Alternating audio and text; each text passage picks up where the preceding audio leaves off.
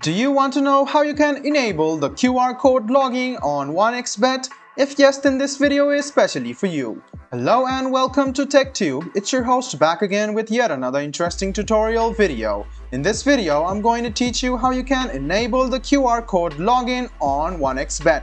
So this is a feature which allows you to log in using your phone as well, so you can scan the QR code and then you can log into your account. So let me teach it to you. Go ahead and open 1xbet.com on any of your browser and log into your account. The next step is to hover around your account, which is over here, and click on account settings. And after you click on account settings, after hovering around my account, this page will load up, and on the left hand side you can see that you are currently in the account settings. So go ahead and scroll down and you can see under the account settings option there is something called QR code login.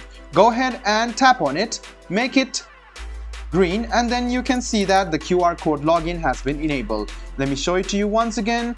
As this is black right now, go ahead and tap on the QR code login. You can see the information has been saved successfully. Press OK, and now you can start the QR code login feature provided by 1xBet.